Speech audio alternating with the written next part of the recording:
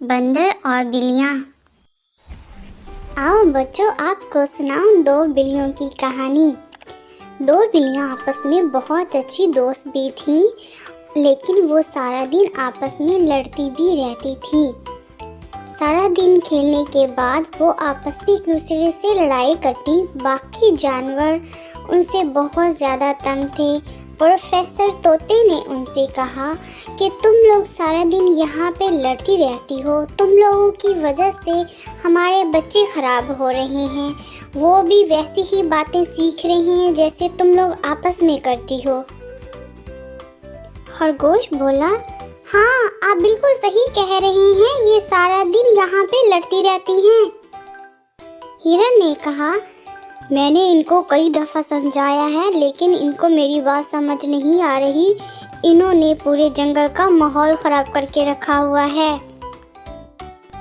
ये आप क्या कह रही हैं?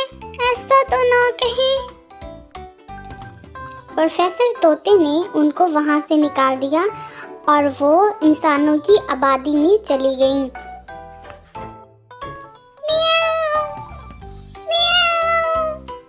म्याऊं, म्याऊं। मुझे लगता है कि तुम दोनों भूखी हो। ठहरो, मैं तुम दोनों को दूध देती हूँ। एक घर में से एक बच्ची ने उनको दूध दिया, लेकिन वो आपस में लड़ने लग गईं। मुझे पता है तुम इसलिए जल्दी जल्दी दूध पी रहे हो ताकि तुम ज्यादा दूध पियो। ये क्या कह रहे हो तुम? चुप करके दूध पियो। उन्होंने आपस में लड़ना शुरू कर दिया। चौकीदार ने उनको वहां से भगाया। चलो भागो यहाँ से। वो वहां से चली गईं और एक दरख्त के नीचे जाके बैठ गईं। आपस में कहने लगी, मुझे तो बहुत भूख लग रही है, अब मैं क्या खाऊंगा। दरख्त के ऊपर एक बंदर बैठा उनकी बातें सुन रहा था। वो जल्दी से नीचे आया और कहा कि चलो, मुझे पता है कि तुम लोगों ने कहाँ से खाना है, चलो आओ मेरे साथ, मैं तुम लोगों को खाना देता हूँ। बंदर उनको केक वाले गोदाम में लेके गया।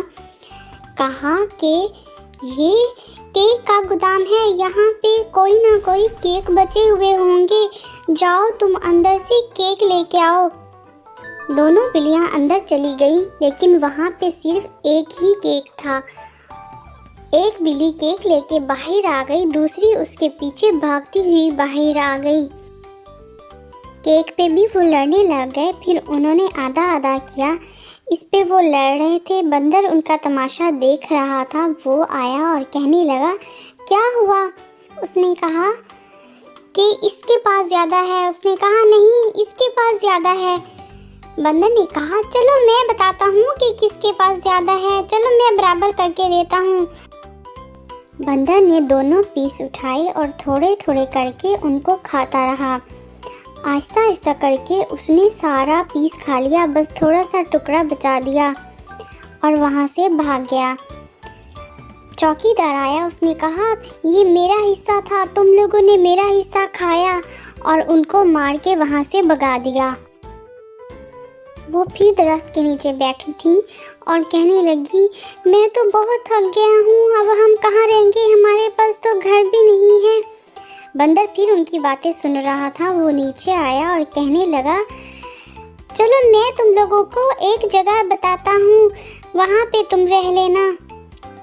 उन्होंने कहा, नहीं, तुमने पहले भी हमारा खाना खा लिया, तुम्हारी वजह से हमें मार पड़ी। पहले जो भी हुआ तुम उसको भूल जाओ, चलो आओ मैं तुम लोगों को घर दिखाता हूँ।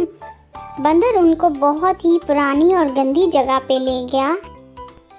बंदर सारा दिन उनसे अपने काम करवाता, घर की सफाई करवाता, खाना भी बनवाता और एक दूसरे से लड़ाई भी करवाता।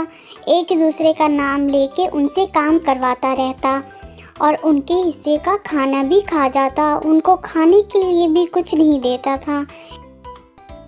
दोनों बिल्ली काम कर करके सारा दिन थक जाते। अब वो एक दूसरे का एहसास करने लगे और एक दूसरे की काम में मदद करते थे। एक दिन एक बिल्ला पानी भर के ला रहा था। दूसरा बिल्ला उसकी मदद करने के लिए गया। उसने कहा कि तुमने बंदर से मेरे बारे में गलत बातें की। उसने कहा कि नहीं, तुमने मेरे बारे में गलत बातें की। दोनों ने कहा कि बंदर झूठ बोल रहा है। एक बिल्ली को बंदर ने सेब तोड़ने के लिए भेजा। प्रोफेसर तोता वहाँ से गुजर रहा था। उसने देखा कि वो सेब तोड़ रहा है। वो नीचे आया। उसने पूछा कि तुम यहाँ पे क्या कर रहे हो? उसने कहा मैं बंदर के लिए सेब तोड़ रहा हूँ। प्रोफेसर तोते ने कहा, देखा कैसे लोग तुम लोगों की लड़ाई से फ़ायदा उठा रहे हैं और तुमसे काम निकलवा रहे हैं। दोनों बिल्ली बंदर के लिए सेब तोड़ के ला रहे थे। उन्होंने बंदर की बातें सुन ली। हा, दोनों सारा दिन आपस में लड़ते रहते हैं और मैं उनकी लड़ाई का फ़ायदा उठाता हूँ और उनसे काम करवाता रहता हूँ। दोनों बिल्लियों को एहसास हुआ कि ये हमारी अपनी गलती है। हमारी गलती की वजह से ऐसा हो रहा है। अगर हम आपस में लड़ाई झगड़ा नहीं करेंगे तो कोई हमारा फ़ायदा नहीं उठा सकेगा। प्रोफेसर तोते ने कहा, अगर तुम दोनों आपस में लड़ाई नहीं करोगे तो वापस आ जाओ। उन्होंने कहा, सच में? उसने कहा, हाँ, तुम लोग वापस आके रह सकते हो। वो दोनों वहाँ पे वापस चले गए और हंसी खुशी आपस में साथ एक दूसरे के रहने लगे। अब वो कभी लड़ाई भी नहीं करते थे।